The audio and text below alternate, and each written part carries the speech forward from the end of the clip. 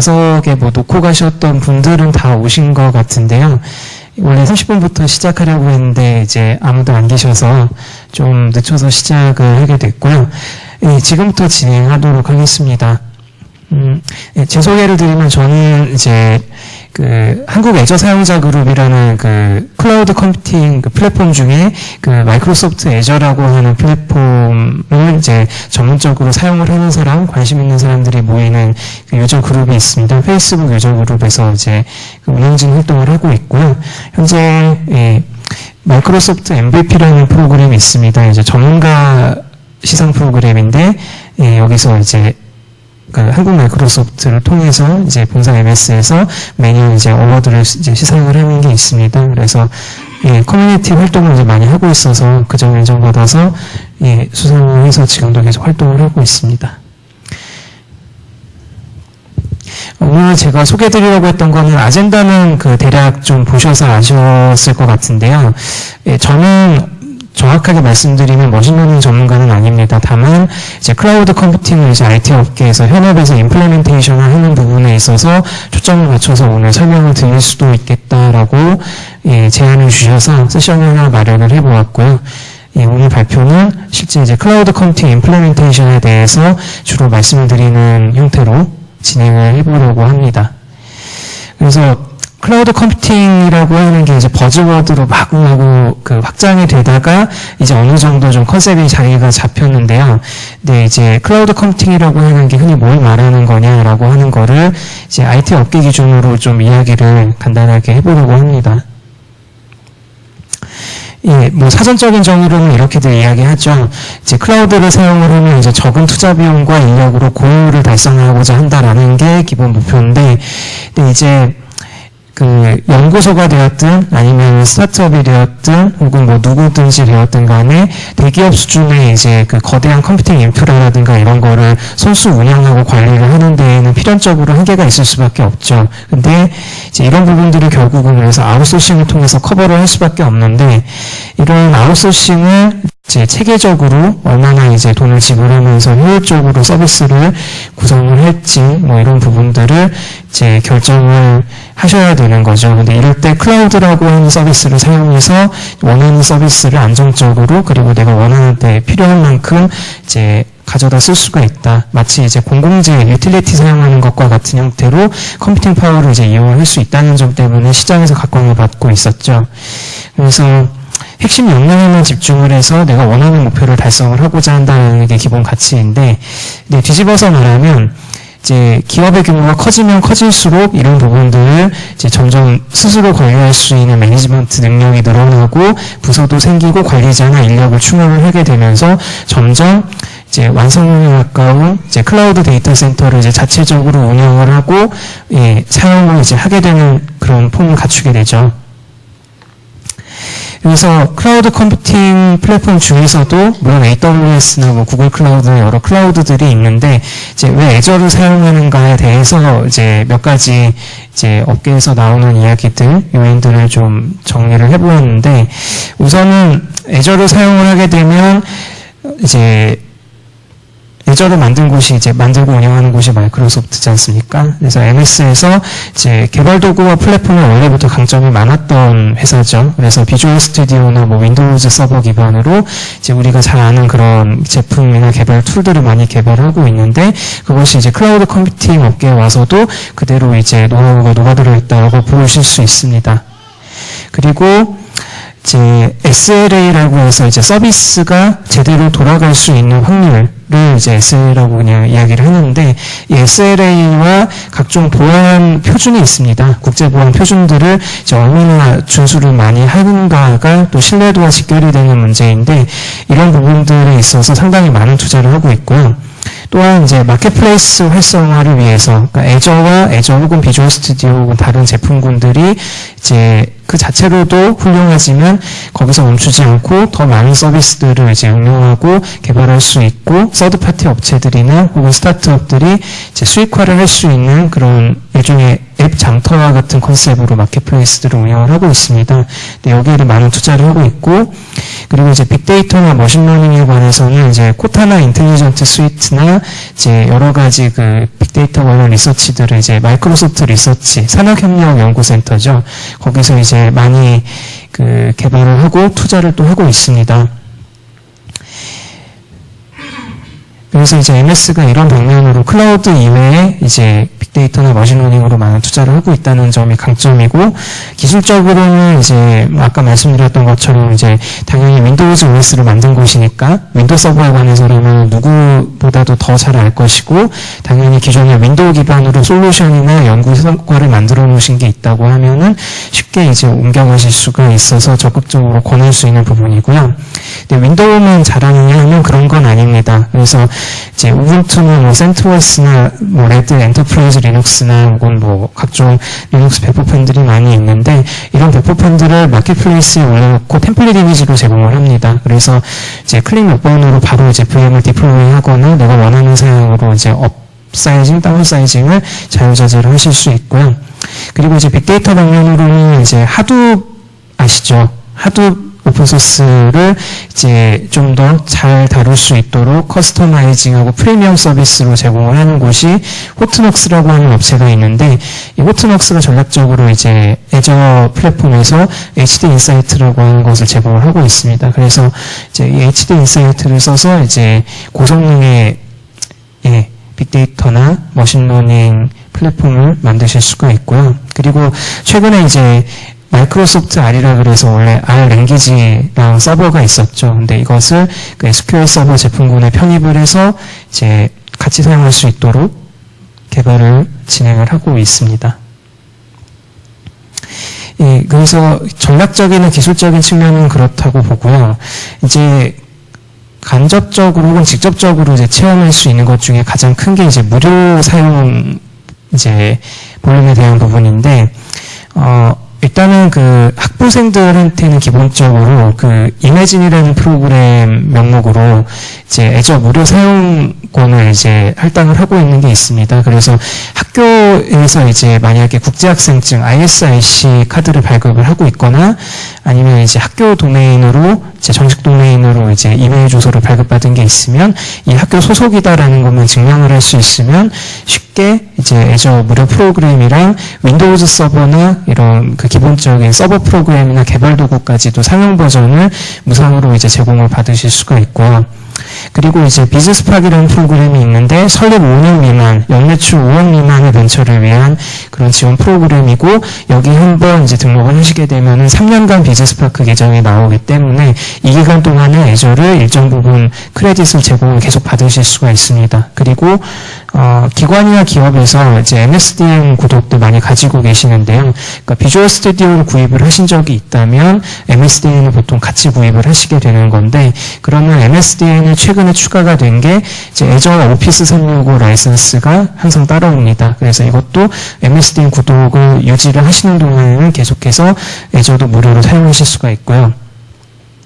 이상 세 가지입니다. 그래서 이 세 가지 혜택을 통해서 애저를 이제 간접적으로 많이들 체험을 해보실 수 있어서 말씀을 드리는 거고요. 그래서 이렇게 이제 애저 플랫폼을 가지고 여러 가지 혜택도 제공받고 뭐 MS가 기술 투자도 많이 하고 하는 건 알겠는데, 그럼 이제 애저가 어느 정도의 그 커버리지를 가지고 있고 어떻게 이제 선택을 잘 할 수 있을까라는 점을 좀 정리를 해봤습니다. 흔히 이제 어디가 되었든 IBM이 되었든 AWS가 되었든 마이크로소프트가 되었든 이런 모양의 도표들을 제일 먼저 서두에 꺼내고 시작을 하죠. 클라우드 소개를 할 때. 근데 보시다시피 이제 직접 운영이라고 제일 이제 좌측에 있는 저 도표 같은 경우는 상단에 있는 데이터부터 시작을 해서 밑단에 있는 네트워킹, 즉 인프라 부분까지 모든 것을 이제 다 관리를 해야 된다라는 의미가 되는데, 전통적으로는 저렇게 관리를 해왔었습니다. 근데 관리가 그렇게 완벽하지 않았고, 또 때때로 시시때때로 이제 장애도 많이 만나고 네트워크가 그냥 끊어졌네, 뭐가 안 되네 해서 뭐 원격으로 접속을 하려고 하는데 안 된다, 이런 상황들이 비일비재했었죠.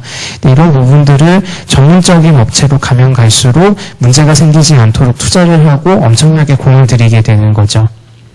근데 이제 이렇게 모든 걸 직접 운영을 하던 모델에서 아웃소싱의 범위를 조금씩 늘려나갈 수가 있습니다. 그래서 인프라 기반으로 이제 인프라 기반으로 클라우드를 이제 전환을 하게 되면 IS라고 얘기를 하는데, 지금 저기 밑에 녹색으로 칠해져 있는 부분들, 가상화, 서버, 저장소, 네트워킹까지를 이제 아웃소싱을 하게 되는 모델을 IS 모델이라고 합니다. 그래서 저런 부분들, 인프라에 대한 것을 아웃소싱을 하도록 해놓았기 때문에 이제 OS에 대한 튜닝부터 시작을 하고 싶다면 IS 모델을 가지고 VM을 어떻게 디플로이할 것인가, 혹은 이제 소프트웨어 같으면 이제 VM이 아니라 실제 베어메탈 컴퓨터죠. 베어메탈 컴퓨터를 어떻게 이제 내가 조립을 할 건지를 스펙도 정할 수가 있게 되는 건데, 그런 모델도 있습니다. 그리고 패스라고 합니다. 플랫폼 애저 서비스라고 하는 것은 여기서 좀 더 나가서 런타임이나 미들웨어나 OS에 대한 것도 관리를 하지 않겠다. 모든 걸 맡기고 나는 그냥 실제 그 돌아가는 웹 애플리케이션이나 프로그램만 개발을 하고 데이터만 관리할 거다라고 해서 패스 모델을 이제 택하는 경우가 요즘 많이 늘어나고 있습니다. 오늘 소개해드릴 ME 스튜디오도 패스의 한 형태라고 보시면 될 것 같고요. 마지막으로 소프트웨어 애저 서비스, SaaS라고 이야기를 하는데, 이거는 이제 데이터만 내가 관리를 한다라는 컨셉입니다. 말은 이렇게 되어 있는데 지금도 매일같이 사용하시는 것 중에 SaaS 플랫폼이 이미 많습니다. 지메일이나 학교에서 메일 서비스 같은 거 제공받으실 텐데요. 그런 게 데이터만 내가 관리를 하고 있을 뿐인 거지, 나머지 모든 것은 이제 운영하는 기관한테 일임을 하고 있는 거나 다름이 없는 거죠. 그래서 이 점에 대해서 불쾌하게 생각을 하고 또 문제가 있다, 불합리하다라고 주장을 하시는 분들도 있는 걸로 알고 있습니다. 근데 이제 상황에 따라서, 투자할 수 있는 규모에 따라서 이런 레벨들이 결정이 된다라고 보실 수가 있고, 이것이 클라우드 모델을 형성하는 기본 지표가 됩니다. 그래서 일단 여기서는 머신러닝이라던가 이런 거 직접 구현을 하시는 분들이 모여서 듣는 자리니까요. 이제 까놓고 이야기를 하면, 이제 머신러닝을 만약에 리눅스 커널이나 OS 레벨에서부터 재정의를 해서 이제 커널을 설정을 업데이트를 하거나 복잡한 부분들까지도 이제 편집을 하고 고려를 해오셨다면, 이제 이 중에서 IS 모델을 택해서 이제 가상 머신에 맞게끔 컴퓨팅 성능을 이제 조절하고 커널 파라미터나 TCP 네트워크 스택 등을 조절을 해서 원하는 바를 이루실 수도 있습니다. 그리고 이제 나는 그냥 소프트웨어 코딩이나 로직적인 부분들에 대해서만, 빅데이터나 머신러닝의 구현부에 대해서만 집중을 하고 싶다라고 했을 때에는 이제 애저 앱 서비스나 ME 스튜디오를 활용을 해서 원하는 바에 좀 더 집중해서 개발을 하실 수가 있습니다. 그래서 여기서 이제 제안 드릴 수 있는 것은 IS 모델이나 패스 모델 기반으로 클라우드를 택하는 게 보통 유리하다고 생각이 들고요. 어느 정도 임플리멘테이션 스킬을 가지고 계시다면, 그랬을 때 마침 여기에 적절한 솔루션을 제공을 하는 것이 애저다라는 점을 말씀드릴 수 있습니다. 네, 참고로 애저가 제공하는 서비스가, 이 슬라이드가 작년 겨울에 만들어진 거거든요. 한 12월 정도 만들어진 슬라이드인데 이미 이 정도로 서비스를 제공을 하고 있습니다. 근데 여기서 지금 계속 늘어나고 있어요. 요 지난주에도 매니지드 디스크, 요 도표 없는 것 중에 매니지드 디스크나 뭐 다른 여러 서비스들이 계속해서 지금 릴리즈가 되고 있는데, 네, 이렇게 광범위한 포트폴리오 중에서 사실 머신러닝이나 빅데이터 관련해서는 지금 제가 빨간색으로 강조 표시한 이 섹션에 이제 항목들 서비스를 가지고서 이제 솔루션을 개발하시게 되는 거죠. 그리고 이제 애저가 지금 간접적으로 소식을 접하신 분들도 계실 텐데요. 지금 한국 데이터 센터가 런칭을 곧 앞두고 있습니다. 다음 주 화요일인가 수요일인가 아마 런칭 날짜가 잡혔는데, 이때부터 본격적으로 이제 애저도 지금 AWS 서울 리전에 개소된 것처럼 한국에서 이제 데이터 센터가 열리기 때문에 거기다가 이제 VM이라던가 웹앱 같은 것을 이제 올려서 서비스를 이제 받으실 수가 있게 됩니다. 그리고 위치는 두 군데인데, 하나는 이제 코리아 센트럴에서 서울 지역에 데이터 센터가 하나 열리고, 이제 코리아 사우스라고 해서 부산에 데이터 센터가 열리게 됩니다. 예, 그래서 애저에 대한 오버뷰는 이 정도로 말씀드리고요. 이제 만약에 애저를 실제로 사용을 한다고 했을 때 접하시게 되는 두 가지 용어들에 대해서 말씀을 드릴까 합니다. 이제 기본적으로 이제 아까 저 수많은 서비스들을 보셨을 텐데 이 서비스들이 그냥 개별적으로 서비스가 제공이 되는 것만은 아닙니다. 이제 서비스를 가입을 하시게 되면 구독이라는 단위가 하나 만들어지게 되고요. 이 구독이라고 하는 것이 이제 서비스의 사용 권한과 결제의 기본 단위가 됩니다. 즉 신용카드나 결제 수단을 하나 매핑을 해놓으시게 되면 그게 하나의 구독을 의미하는 거고, 그리고 그 구독을 처음 개설하고 모든 권한, 전체 권한을 다 가지고 있는 사용자가 이제 신청자가 되는 거죠. 그래서 거기서부터 출발을 해서 이제 그 신청자가 다른 기관이나 혹은 다른 업체나 혹은 회사 내 다른 부서 직원이나 뭐 이런 사람들한테 이제 아이디를 부여를 하고 그 아이디에 맞게끔 권한을 할당을 해서 이제 클라우드 컴퓨팅의 이제 사용 폭에 따라서 어마어마하게 거대한 솔루션을 만들 수도 있는데 그런 부분들을 효율적으로 이제 관리 업무를 분할해서 진행할 수도 있다라는 겁니다. 그럴 때 관리 단위를 어떻게 나누느냐가 바로 리소스 그룹인데, 이 리소스 그룹은 논리적인 단위입니다. 아까 이제 애저 데이터 센터 지도 펼쳐 보이면서 굉장히 여러 군데 있다고 말씀을 드렸는데, 데이터 센터가 멀리 떨어져 있다고 하더라도 논리적으로 하나의 그룹을 만들어서 이것은 하나의 그룹으로서 유지가 되고 보장받아야 되는 서비스다라는 것을 논리적으로 선언할 뿐만 아니라 나중에 장애가 복구될 때에도 그것을 기준으로 이제 협상을 할 수 있도록 하는 게 리소스 그룹입니다. 즉 리소스 그룹을 이제 어떻게 잘 정의를 하느냐에 따라서 효율적으로 이제 큰 규모의 이제 클라우드 솔루션을 이제 관리를 하실 수가 있는 거고요. 그리고 이제 계정이라는 컨셉이 있습니다. 이건 간단히 말씀드리면 이제 아까 말씀드렸던 구독의 대표 관리자로서의 계정이 있고, 이제 그 계정 이외에 서브 관리자나 혹은 다른 이제 예를 들어 모니터링을 하거나 그런 용도의 계정을 또 따로 할당을 해서 업무를 분할할 수 있게끔 되어 있다. 그러니까 구독하면 여러 계정이 있을 수 있다는 점이고요. 그렇게 해서 기본적인 서비스 구성을 끝낸다고 했을 때 이제 내부적으로는 배포 단위라고 하는 게 현재 두 가지가 공존하고 있습니다. 지금은 대부분 리소스 관리자로 이행이 된 상태인데요. 아까 말씀드렸던 리소스 그룹을 다루도록 하는 것이 리소스 관리자이고요. 그리고 클래식이라고 하는 모델도 있습니다만 뭐 이건 이제 임플레멘테이션에 대한 부분이라서 그냥 이런 게 있다는 것만 말씀을 드리고요. 좌우지간 리소스 관리자에 집중을 해서 리소스 그룹을 관리를 하는 것이 이제 포인트입니다. 즉 그룹을 만들고 그 안에 서비스들을 어떻게 배치하실 것인지에 대해서만 이야기를 집중하시면 되겠습니다. 그래서 아까 말씀드렸던 대로 리소스 그룹에는 이제 역할 기반으로 접근 제어를 할 수 있을 뿐만 아니라 태그라는 컨셉도 이제 붙일 수가 있습니다. 그래서 이 태그를 가지고 이제 만약에 과금 단위를 나누어서, 그러니까 구독은 하는데 이 구독을 또 이런 경우도 있을 수가 있어요. 여러 이제 기관이나 이런 곳에서 공동으로 구독을 공유를 하는데 이제 필요한 만큼 나누어서 서비스를 제공을 해야 되겠다라고 할 때에도 태그라는 것을 이용을 해서 어디서 얼마나 사용을 했는지 추적을 하실 수가 있고요. 그래서 이러한 컨셉으로 이제 서비스를 구현을 하게 되고, 리소스 관리자를 이용을 해서 이제 여러 가지 세부적인 서비스들이나 필요한 상품들을 이제 신청을 하시게 됩니다.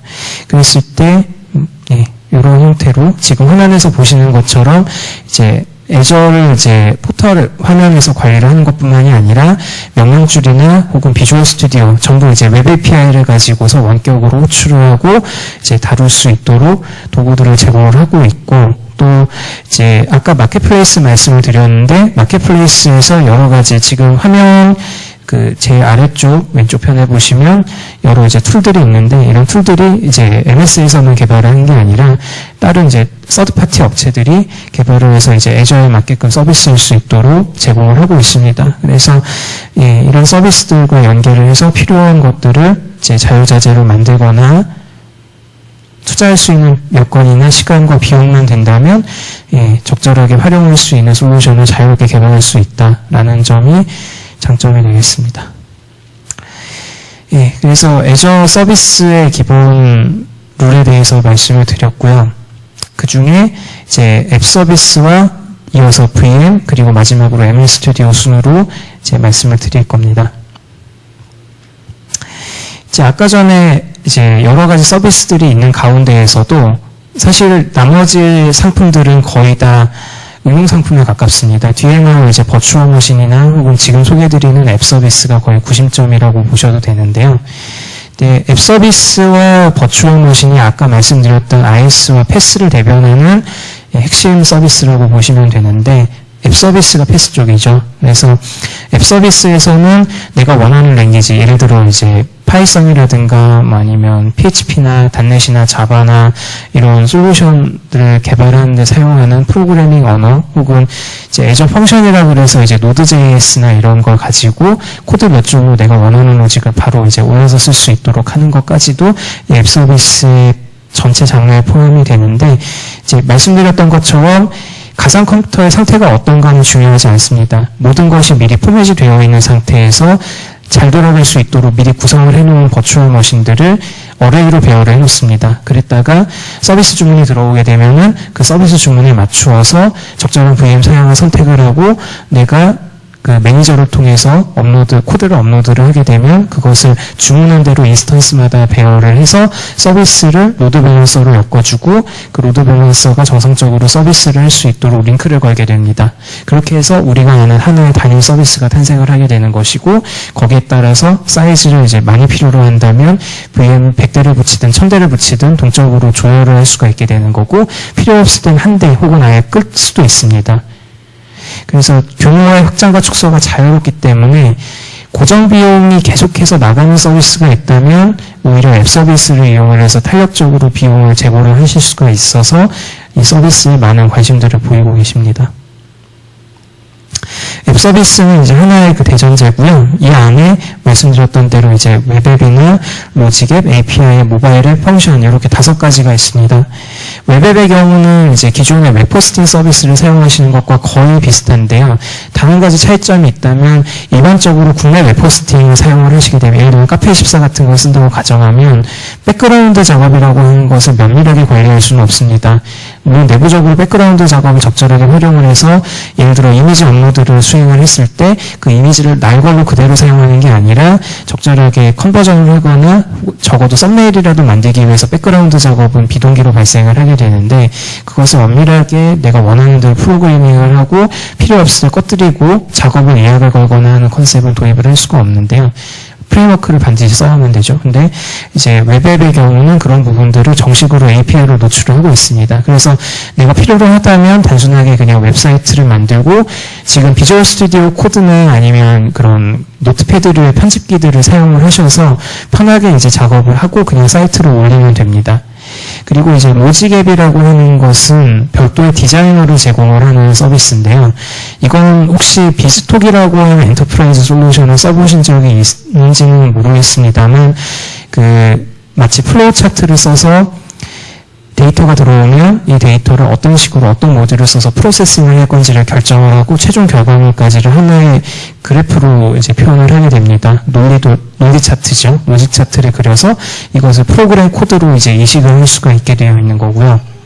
API 앱의 경우는 웹앱이랑 좀 비슷하게 보일 수는 있는데 이제 조금 더 웹 API를 개발하는 방면에 최적화가 되어 있는 형태라고 보실 수 있습니다. 그리고 모바일 앱의 경우는 이제 스마트폰용 이제 애플리케이션 개발을 할 때 이제 개발자들의 니즈를 충분히 고려해서 만든 솔루션인데, 이 모바일 앱은 이제 모바일 폰에서 애플리케이션을 서버로 데이터를 저장하거나 보내고 받는 과정에서 사실 모바일 앱을 개발하는 사람들은 서버가 어떤가라는 점에 대해서는 역할 바뀌고 또 관리하는데 굉장한 부담을 많이 느끼는데요. 이런 부분들을 충분히 보완을 할 수 있도록 데이터 저장이나 DB 설계나 이런 부분들을 어렵지 않게 쉽게 다룰 수 있도록 하면서 이제 모바일 폰에서 오로지 비즈니스 로직에만 초점을 맞추어서 개발을 하고 서버에서는 데이터를 단순하게 저장하고 처리할 수 있도록 역할을 분리를 하고, 그리고 푸시 알림이라던가 이런 부분들까지 모두 이제 모바일 앱에서 제공하도록 역시 특화를 시킨 서비스입니다. 그리고 마지막으로 요즘 서버리스 컴퓨팅이라고 해서 펑션이라고 하는 이것을 새로 내놓았는데, 이거는 이제 AWS의 람다랑 거의 대응이 되는 서비스입니다. 근데 이제 펑션의 경우는 이제 문자 그대로 함수를 하나 만들어서 이 함수 안에 내가 원하는 비즈니스 로직을 넣어놓고 단순하게 인풋, 아웃풋을 결정할 수도 있고 스케줄러를 걸어서 필요한 만큼 이제 작업을 구동을 하거나 원하는 시나리오를 이제 연계를 할 수 있도록 되어 있습니다. 참고로 지금 여기서 로직 앱과 API 앱과 펑션은 상호간에 연동이 됩니다. 그리고 지금 여기 나와 있는 5가지 카테고리의 컴포넌트들이 전부 동일 기능들을 제공을 합니다. 상호간에. 즉, 그러니까 내가 웹앱으로 만들었어도 웹앱에서 로직 앱이 필요하다면 로직 앱 디자이너를 기본으로 가져다 쓰실 수가 있고요. 즉, 하나의 앱 서비스로서 앱 서비스가 어떤 역할에 초점을 맞추어서 이제 만들어지게 되었는가를 구분하는 용도로만 사용을 하고 있는 것이지, 이제 처음 이 서비스들이 소개되었을 때와는 다르게 지금은 내가 웹앱을 사용하다가 모바일 백엔드가 필요하면 얼마든지 모바일 백엔드를 바로 이제 메뉴에서 액세스를 하실 수가 있게 그렇게 되어 있다고 보시면 되겠습니다. 예, 다만 이제 펑션의 경우는 이제 약간 다른 컨셉의 컴퓨팅 파워를 이제 지니고 있기 때문에 그런 부분들에 있어서 요금을 이제 조금 더 면밀하게, 즉 기본적으로 시간 단위 요금제를 채택을 하고 있는데 예전 펑션에 한해서는 이제 실행 시간을 초 단위로까지 내려서 이제 가격 요금을 계산을 하게 됩니다. 그런 점이 차이가 있고요. 그리고 이제 지금 말씀드렸던 이 5가지 서비스가 전부 내부적으로 VM을 이제 공유해서 사용을 하고 있는데, 공유해서 사용하거나 특정 VM을 붙여서 사용할 수도 있는데요. 네, 이 모두 윈도우즈 서버를 기반으로 이제 개발이 되어 있습니다.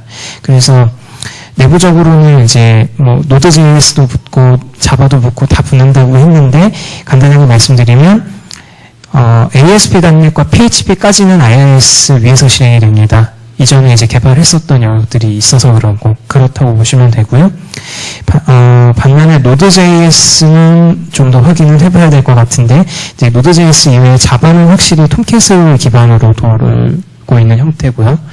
그게 이제 여러 그 익스텐션들이 붙게 되면서 그 익스텐션들, 예를 들어 고랭 기지를 가지고 개발을 하게 되면 이제 고랭 기지가 자체적으로 서버를 만들도록 되어 있습니다. 근데 그것을 IIS가 앞단에서 받아서 IIS 그 HTTP 플랫폼 핸들러라고 하는 특수 모듈이 있습니다. 비교적 최근에 나온 모듈인데 이 모듈을 써서 이제 애플리케이션으로 들어오는 요청을 양쪽을 브릿징을 해서 호스팅을 하게 됩니다. 그래서 실제로는 IIS로 요청이 전달이 되는 것이지만 내부적으로 서버가, 내가 만든 애플리케이션 서버가 정상적으로 데이터를 받아볼 수 있는 구조를 가지게 되고요. 아까 말씀드렸던 것처럼 백그라운드 작업은 웹잡이라고 하는 내부 API가 있습니다. 이것을 써서 이제 웹잡이 현재 어떤 상태이고 어떤 CPU를 사용을 하고 있고 점유율이 얼마나 되고 이런 것을 모니터링할 수 있는 것까지 연계되어 있다라고 보시면 되겠습니다. 그리고 앱 서비스는 체험을 해보시려면 try앱서비스.azure.com이라고 하는 곳에 가셔서 이제 별도로 신용카드를 붙이거나 회원가입을 하지 않아도 이제 샘플을 바로 샘플을 받아서 바로 실행을 해보실 수가 있습니다. 그리고 온라인상으로 비주얼 스튜디오 에디터가 실행이 되기도 하는데요. 지금 아까 비주얼 스튜디오 코드라고 말씀드렸던 그 Node.js 기반의 IDE가 있습니다. 이제 최근에 나온 IDE인데 이것을 웹 버전으로, 웹사이트 버전으로 개편을 해서 이 트라이 앱 서비스 azure.com과 연동을 해서 간단하게 코드를 짜서 실행해 볼 수 있도록 또 온라인으로 제공을 하고 있습니다. 그래서 만약에 이제 내가 만든 코드가 혹은 지금 사용하고 있는 코드가 클라우드 상에서 이제 어느 정도 퍼포먼스를 보일 것인지를 확인해 보기 위한 용도로도 이 서비스를 무료로 사용을 해서 편하게 테스트해 보실 수 있다는 점이 장점이 되겠습니다. 예, 아까 제가 한참 말씀드렸던 아키텍처가 이런 구조로 되어 있다는 것이고요. 예, 그래서 웹앱의 경우는 결국 이제 일반 웹서버랑 다른 점이 무엇이냐 한다면 VM의 상태에 종속되지 않는다라는 말은 뒤집어서 말하면 내가 기존의 웹 애플리케이션으로 개발했던 코드가 만약에 C 드라이브나 D 드라이브에 어떤 파일을 참조하도록 하드 코딩이 되어 있다. 이런 식의 전제가 만약에 깔려 있다고 하면 웹앱에서는 정상적으로 동작하지 않습니다. 즉 모든 것은 스테이트리스로 스테이트에 상관없이 로직 자체에만 집중을 해서 데이터를 이제 자유롭게 편집을 할 수 있고 받아들일 수 있고 최적화된 형태로 코드를 개발을 하셔야만 된다는 의미고요. 그래서 만약에 이런 부분들을 requirements를 맞추어서 개발하거나 변경하는 데 비용이 많이 든다면 VM으로 내려서 이제 개발을 진행을 하시게 된다고 보시면 되겠습니다. 즉 이제 겉으로는 단순해 보이지만 사실 접근하면 접근할수록 고려해야 될 내용들이 상당히 많은 영역이고요. 예, 그래서 아까 말씀드렸던 내용들이 다시 반복이 되긴 하는데 그렇습니다. PHP가 예외적이고 나머지는 이제 자바나 고나 파이썬이나 노드.js까지도 이제 별도의 그 플랫폼 핸들러라는 모듈을 사용을 해서 뒷단에 있는 서버와 iOS가 상호작용을 해서 바깥에서는 하나의 웹 서비스로 보일 수 있도록 동작을 한다라는 점이 되겠습니다. 그리고 윈도우즈 서버 기반이다 보니까요. 예를 들어서 리눅스에서 사용하는 API나 이런 것을 윈도우즈에서는 사용하기가 힘들거나 대체제가 없거나 어렵다고 생각을 해야 되는데 그러다 보니까 이 부분에 대한 해결책으로 최근에 이제 출시된 상품이 이제 애저 웹앱 온 리눅스, 웹앱에 한정이 되는 것이긴 하지만 VM을 리눅스, 데비안 리눅스 8.0 제시를 사용을 해서 내부적으로 어레이를 만들어 놓은 것이 있습니다. 이것을 사용을 해서 이제 내가 리눅스 기반으로 돌아가는 웹 애플리케이션을 만들었다면 그것을 웹앱 온 리눅스를 가지고서 여기에 업로드를 하면은 거의 이제 동일한 형태로 기존에 사용하던 것과 다르지 않게 이제 개발을 하실 수가 있습니다. 즉 리눅스 버전의 이제 플랫폼 애저 서비스라고 생각을 하시면 되겠고요. 이 웹앱은 이 정도로 말씀드리고 가상 컴퓨터를 이제 이어서 말씀을 드릴게요. 가상 컴퓨터는 네, 그렇습니다. 이거는 이제 VM웨어나 하이퍼V나 아니면 뭐 버추얼박스나 뭐 이런 걸로 얼마든지 많이 만들 수 있는데 이런 것을 이제 좀 더 이제 애저에서는 정교하고 안정적으로 수행할 수 있게끔 기능이 돌아갈 수 있게끔 이제 투자를 많이 하고 있다고 보시면 될 것 같습니다. 그래서 지금 여기 나와 있는 벤더사들하고 친숙하실 건데요. 이 벤더사들이 전부 애저의 VM을 제공을 하고 있습니다. VM을 생성을 하는 방법은 뭐 크게 다르지 않습니다만 이제 한 가지 눈여겨보시면 좋은 것은 스크립트와 REST API를 써서 자동화를 하실 수가 있기 때문에 장점이다라는 점을 들 수 있고요. 그리고 이제 VM을 만들게 되면은 아까 말씀드렸던 것처럼 OS 종류는 윈도우와 리눅스가 있고요. 그리고 컴퓨팅 레벨을 설정을 해서 원하는 이제 성능을 이제 맞추어서 선택을 하실 수가 있습니다. 그리고 이 부분이 이제 다른 그 KT 우클라우드나 혹은 기존의 이제 국내 클라우드 업체랑 다른 부분인데요. 이제 애저 VM은 저장소라고 하는 것을 기본적으로 제공을 합니다. 이 저장소라는 것을 이용해서 이제 내부적으로 4TB, 뭐 10TB 이렇게 엄청나게 큰 크기의 VHD 파일을 블록 저장소에다가 파일을 만들어서 이것을 마운트해서 VM이 부팅을 하고 데이터를 액세스를 하게 되는 구조인데요. 조금 더 뒤에 가서 자세한 말씀을 드릴게요.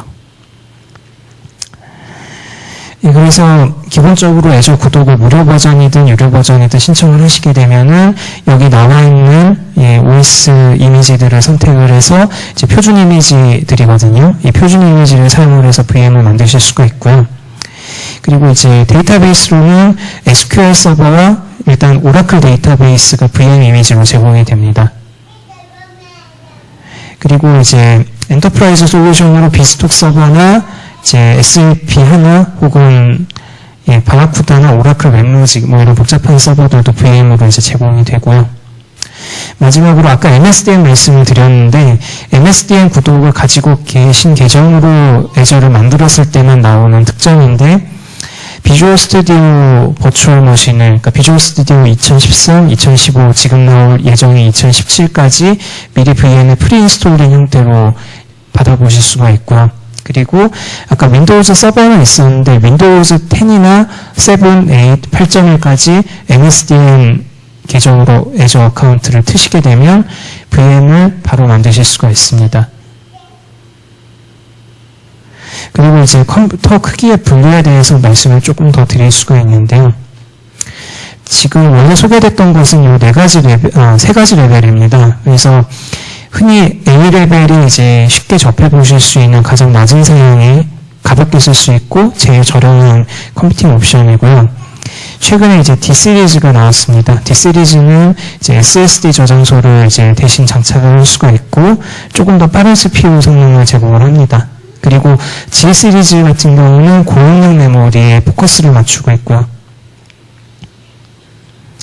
근데 이제 최근에 이제 DV2라는 것과 N 시리즈 이렇게 두 개가 새로 출시가 됐는데 DV2 같은 경우는 앞에 나왔던 D에 대비해서 지금 최근에 여기에 소개되진 않았지만 CPU에 좀 더 인텐시브하게 고성능 클럭을 가진 이제 CPU를 탑재한 F 시리즈와 동일한 레벨의 그 CPU를 제공을 하고 있으면서 SSD를 유지를 하는 그런 구조를 가지고 있고요.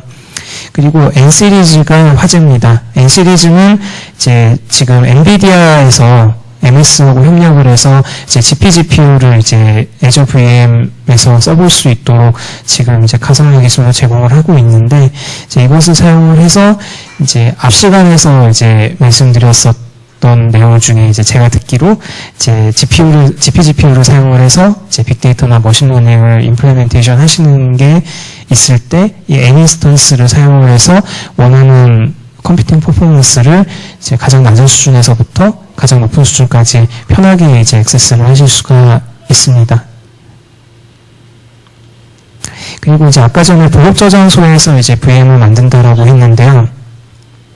가상 컴퓨터를 하나 만들게 되면은 이제 애저 저장소 스토리지 계정에 이제 VHD 파일을 하나 만들게 됩니다.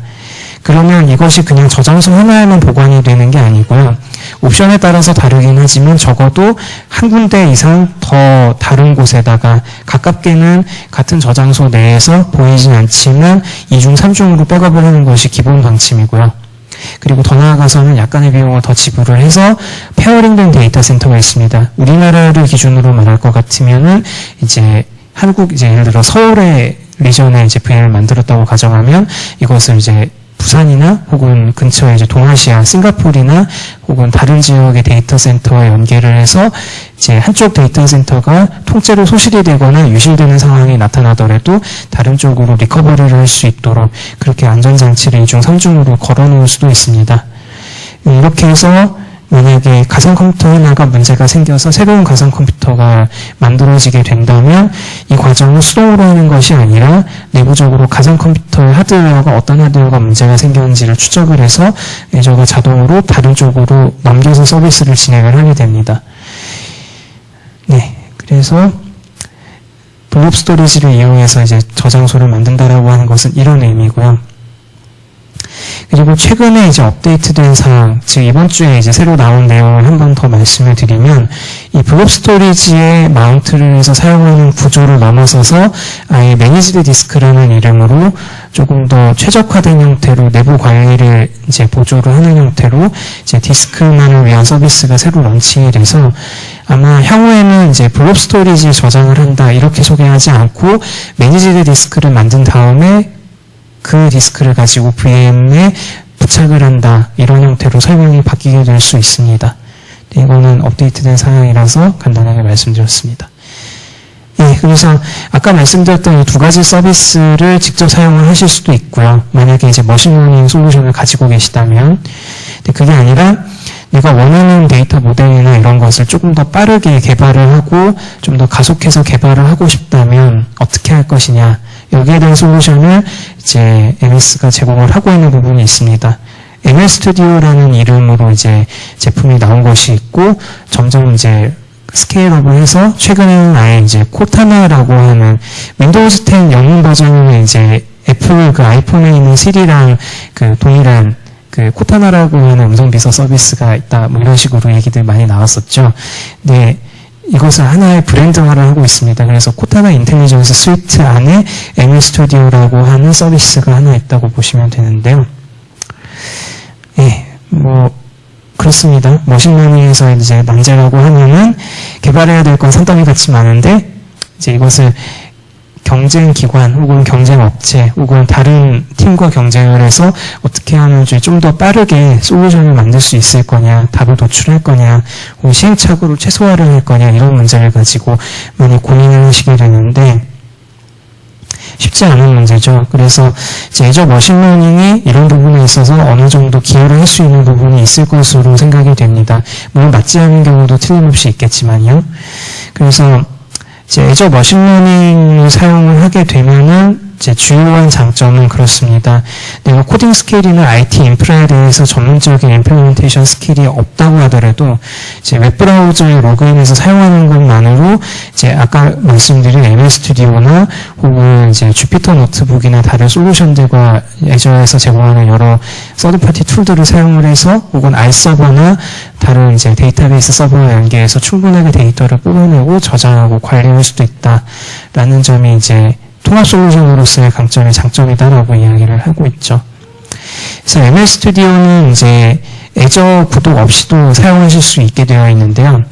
MS 스튜디오라고 구글에서 따로 검색을 하시면 쉽게 찾아서 로그인하실 수 있고 접속을 하시게 되면 워크스페이스가 이렇게 화면에 보이는 것처럼 제공되게 됩니다. 그래서 예, 지금 이게 하나의 그 디자인 툴인데요. 이 디자인 툴을 이용해서 데이터는 어디서 가지고 올 것이고, 이제 가지고 왔을 때 어떻게 머신러닝을 진행을 하고, 인풋 아웃풋은 어떻게 구성할 것인가, 라는 점을 이제 플로우 차트 형태로 이제 개발을 하실 수가 있게 됩니다. 네, 조금 넘겨서. 이제 MS 스튜디오를 아까 보신 디자인 타임 화면에서 이제 개발을 해서 로직을 평가를 하고 제대로 돌아간다는 것이 입증이 되면은 그 다음에는 이것을 곧바로 이제 웹앱이나 모바일 앱이나 파워 BI 혹은 엑셀 혹은 액세스 이런 오피스 툴에서 바로 이제 접근해서 API를 쓸 수 있도록 그 배포하실 수가 있습니다. 즉 바로 상품화를 하고 이제 수익화를 이야기를 할 수가 있게 되는 건데요.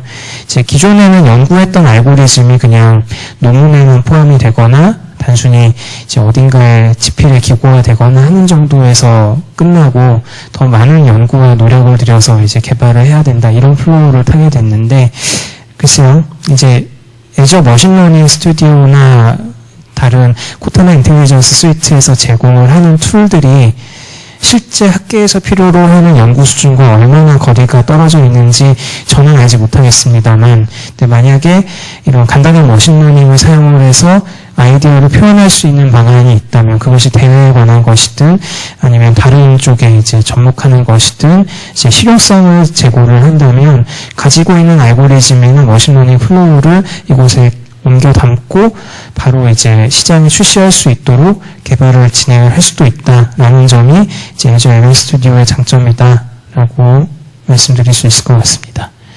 그래서 여기가 지금 인터넷 환경이 그렇게 좋지가 않아서요. 제가 데모 동영상을 미리 하나 준비를 해왔습니다. 이것으로 이제 데모를 가름을 하고 계속 말씀을 드리겠습니다.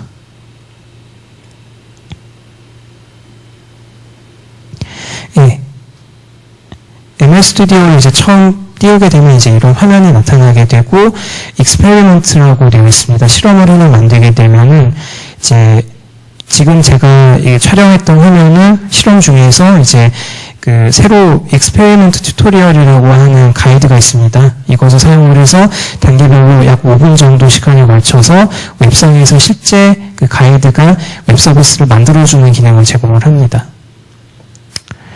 센서스 인구 통계를 사용을 해서 데이터를 이제 미리 정해놓은 샘플 데이터 분을 가지고서 이제 수입이 이제 어떤 유형의 이제 구성원인가에 따라서 수입의 예측 수입을 이제 머신러닝으로 이제 자동으로 계산해주는 뭐 이런 서비스를 만드는 과정인데요. 예, 데이터 소스가 있으면 이 데이터 소스를 이제 분할을 하게 되고 그리고 머신러닝 알고리즘을 캔버스에서 선택을 해서 이제 결정을 하게 됩니다.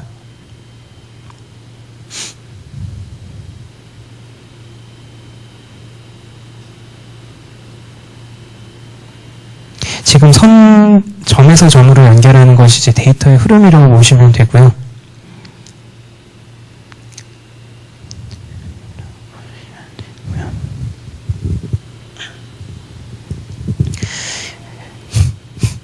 데이터를 이제 연결을 하게 되면 이제 어떻게 예측할 것인지 스코어링 모델을 정하고 이밸루에이션 모델을 이제 연결을 하게 됩니다.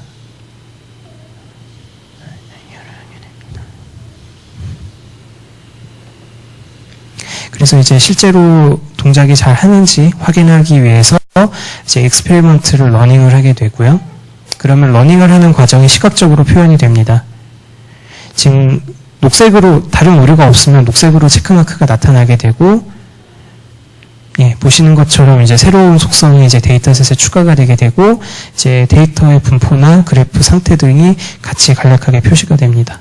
그리고 비주얼라이즈를 누르게 되면 이제 어떤 결과가 나왔는지 이제 그래프로 데이터를 보여주고, 이제 전체적인 합계 혹은 통계 같은 것도 같이 보여줄 수 있도록 하고 있고요. 이렇게 웹서비스, 모델을 만들고 나면 이것을 바로 웹서비스로 이제 디플로이를 할 수가 있는데, 방금 화면에서 나타났던 것처럼 이제 하단에 있는 버튼을 누르면 자동으로 이제 인풋과 아웃풋을 이제 노드를 추가를 해주게 됩니다. 그러면 웹상에서 요청이 들어온 것에 대해서 파라미터를 정의하고, 이 파라미터를 이제 앞서 만들었던 모델과 연결을 해서 데이터를 이제 처리할 수 있도록 프로세스를 이어주게 됩니다.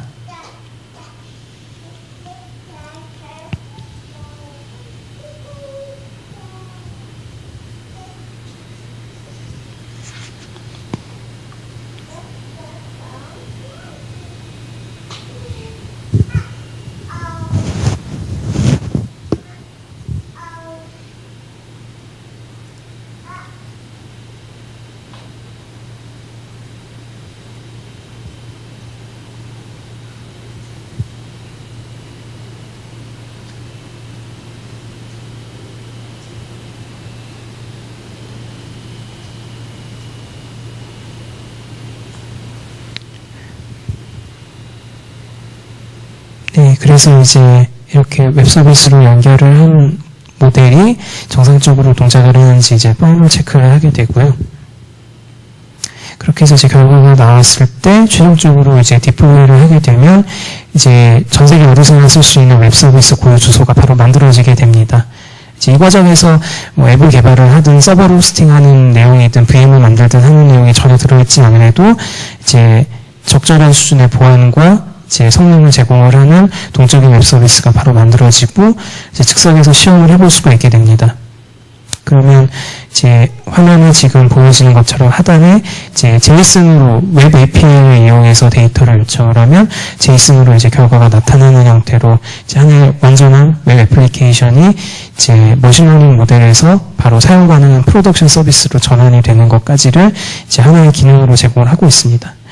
그리고 이제 지금 그 화면에서는 제가 다 표현하진 않았는데요. 이제 이 머신러닝 데이터를 보고서로 만들거나 해야 되는 경우도 있을 것으로 생각이 됩니다. 그럴 때 이 머신러닝 데이터가 단계별로 어떻게 작동하는지, 어떤 실험 과정을 거쳐서 만들어졌는지 이런 보고서를 쉽게 작성해 줄 수 있도록 하는 주피터 노트북이라고 하는 기능이 비교적 최근에 추가가 됐는데요. 이 기능도 적절하게 활용하시면 연구 결과를 이제 쇼잉을 하거나 프레젠테이션 하실 때에도 유용하게 사용하실 수 있을 것으로 생각이 됩니다. 예, 그래서 MS 스튜디오를 이제 방금 만들어서 보여드렸던 것은 이제 요청과 응답을 기반으로 하는 것입니다. 그래서 웹 API로 요청이 들어오면 그 요청에 따라서 아까 만들었던 모델이 이제 머신러닝 결과에 따라서 데이터를 반환하게 되는 것이고요. 그리고 배치 실행 서비스라는 컨셉도 있습니다. 이것은 그 하나의 아까 만들었던 모델이 애플리케이션이라고 가정했을 때 이것을 앞서 보여드렸던 이제 로직 앱이나 다른 서비스를 연결을 하거나 스케줄러를 붙여서 이제 주기적으로 매시브 데이터셋으로부터 반복적으로 이제 데이터를 추출을 하거나 반복적으로 이제 머신러닝 결과 혹은 학습을 유도하는 것을 자동화를 하는 것까지 달성을 할 수가 있습니다. 그리고 이렇게 만들어진 MS 스튜디오를 이용해서 만든 모델을 갤러리에 공유를 하시거나 아니면 수익화를 바로 하실 수도 있는데, 이제 코타나 인텔리전스라고 하는 사이트가 있습니다. MS에서 운영하는 이 갤러리에 데이터를 모델을 만든 것을 이제 붙여서 이제 연동을 하실 수가 있고요. 더 나아가서는 이제 아예 이것을 가지고 마켓플레이스에 내가 상품으로 내놓고 싶다. 가령 그런 경우도 있을 수 있겠네요. 예를 들어 머신러닝을 이용해서 이제 뭔가 예측을 하거나 인식 서비스 같은 것을 내가 어떤 걸 만들었다라고 가정을 하면은 이것은 이제 마켓플레이스의 솔루션 파트너로서 이제 등록을 하고 이제 기업을 시작하는 가장 기본적인 과정을 거치실 수도 있다라는 그런 점이 되겠습니다. 근데 이 과정에서 물론 같이 일하는 사람이 있다면 더 없이 좋겠지만 내가 가지고 있는 아이디어 하나만을 가지고서도 이제 하나의 완전한 애플리케이션을 만들고 원하는 바를 이제 쉽게 이룰 수가 있어서 굉장히 이제 고효율의 서비스다라고 말씀드릴 수 있습니다. 그래서 MS 스튜디오에 대한 이야기는 여기까지고요. 조금 더 말씀을 드릴 수 있는 것이 몇 가지가 있습니다. 그래서 지금 이 ML 서비스와 더불어서 자매 서비스로 얘기를 할 수 있는 것이 이제 머신러닝을 어떤 분야에서 활용하는지에 따라서는 다를 수는 있겠습니다만 센서 데이터로부터 들어오는 아날로그 데이터, 굉장히 많은 분량의 데이터를 이제 어떻게 수집을 할 것인가라는 것도 또 연구 주제에 따라서는 결부되는 내용일 수 있다고 보는데요. 그랬을 때 라즈베리 파이 같은 것도 많이들 사용하실 텐데 이 라즈베리 파이나 아니면 아두이노나 기타 이제 여러 인베디드 디바이스를 클라우드와 좀 더 연동하기 쉽게끔 만들고 또 이러한 인베디드 디바이스의 펌웨어라던가 혹은 다른 그 여러 가지 기능 제어들, 원격에서 장치를 리부팅을 한다든지 하는 등의 그런 여러 가지 기능을 클라우드에서 쉽게 제어할 수 있도록 애저 IoT 스위트 혹은 애저 IoT 허브라고 하는 것을 SDK로 제공을 합니다. 이것을 연동을 시켜놓으면 아까 말씀드렸던 시나리오에 전부 해당되는 컨트롤들을 할 수 있을 뿐만이 아니라 이제 애저 머신러닝과 연계를 해서 그렇게 쌓여있는 데이터를 하드웨어 보관했던 데이터들이나 아니면 SQL 서버 등에 있는 데이터를 이제 머신러닝에 손쉽게 투입을 해서 원하는 밸류를 뽑아내실 수도 있고요. 그리고 이 SDK는 당연히 C 언어부터 시작을 해서 C++, C#, 자바, 파이썬, 노드.js까지 다양한 랭귀지로 개발을 하실 수 있게 되어 있습니다. 그리고 머신러닝 솔루션을 이제 기존에 만약에 연구소에서 이제 고성능의 어떤 워크스테이션이나 이런 것으로 개발해서 돌리실 수도 있겠지만 만약에 그런 부분에 있어서 충분히 예산이 확보가 되지 않는다고 한다면 이제 애저가 제공하는 고성능 인스턴스들을 적극적으로 활용해 보시는 것도 좋은 방법이 될 것 같습니다. 그래서 아까 말씀드렸던 할인 폭을 충분히 활용을 하셔서 이제 N 시리즈나 F 시리즈, DB2 시리즈를 적극적으로 활용해 보시면 좋을 것 같습니다. 그리고 이제 관련 소프트웨어나 기술 스택으로는 역시 R 서버가 있을 것이고요. 그리고 GitHub에 최근에 오픈이 됐는데 그 마이크로소프트 리서치에서 CNTK라고 하는 킷을 이제 개발을 해서 최근에 오픈한 것으로 알고 있습니다. 이 툴도 이제 머신러닝에 있어서 상당히 이제 중요한 포션을 차지하고 있는 것으로 보이고 있어서 아마 저보다도 이제 실제 머신러닝 임플리멘테이션에 참여하시는 분들이라면 좀 더 관심 있게 볼 만한 주제가 아닌가 하는 생각이 듭니다. 그래서 이제 마무리로 몇 가지 더 말씀을 드릴게요. 애저를 도입을 할 때에는 이제 제일 중요한 것이 모든 게 클라우드 서비스다 보니까 사실은 불투명하다는 불투명한 부분이 많습니다. 즉 장애가 생기려면 언제 어느 때 생겨도 사실은 이상하지가 않고요. 이 장애의 범위라고 하는 것은 물론 마이크로소프트가 잘못해서 생기는 장애도 틀림없이 있습니다만 내가 사용하고 있는 네트워크나 ISP의 연결단에 있어서의 장애도 장애로 분류가 됩니다. 그런 부분들에 대해서 충분히 숙지하시고 어느 정도로 서비스가 안정적이어야 되는지를 충분히 면밀하게 검토를 하신 다음에 애저 플랫폼이 되었든 AWS가 되었든 이제 클라우드 서비스를 선택을 하시는 것이 꼭 필요하다. 그리고 이렇게 선택을 했던 서비스가 사실은 관리상의 명목으로 보안 패치라던가 각종 업데이트로 인해서 이제 물론 사전에 공지가 나가긴 합니다만 이 공지에 맞추어서 이제 메인터넌스 스케줄을 항상 고려를 하셔야 될 필요가 있고 또 대시보드 서비스를 활용을 하셔서 서비스가 이제 지나치게 높은 비용으로 실행이 되고 있는 것은 아닌지 계속 체크를 하시는 게 필요합니다. 그래서 이제 내가 원하는 수준의 다운타임이 어느 정도인지를 보장하는 SLA 계약 문서가 이제 마이크로소프트 모든 서비스의 프리뷰를 제외하고 나머지 모든 서비스에 항상 붙어 있는데 이 SLA 계약 문서는 반드시 이제 서비스 청약 전에 검토를 하셔서 적정한 서비스인지 혹은 직접 호스팅하고 온프레미스에서 관리를 하는 것이 더 나은 선택지인지 검토를 해보시는 게 필요할 수 있다. 라는 점을 말씀드립니다. 예, 마지막으로 이제 애저에 관해서는 이제 애저 코리아 유저 그룹을 중심으로 해서 이제 여러 커뮤니티들이 있는데 그 중에서 저희 그룹이 이제 매달 주관하고 있는 세미나가 있습니다. 정기 세미나가 있는데 지금 2월 세미나는 오늘이 금요일, 내일 토요일인데 내일 이제 세러데이 애저 라이브 170이라는 이름으로 내일 열릴 예정입니다. 그래서 지금은 거의 다 마감이 돼서 이제 더 신청이 어려워서 예, 이번 달 행사 말고 다음 달 행사에 대해서 간단하게 어나운스를 하려고 합니다. 3월 달 행사는 이제 그 오픈소스 기술을 기반으로 해서 이제 실제로 그 애저를 활용하는 사례나 혹은 애저에 대한 오피니언을 이제 이야기를 하실 분들을 모아서 이제 스피커로 초대를 했고요.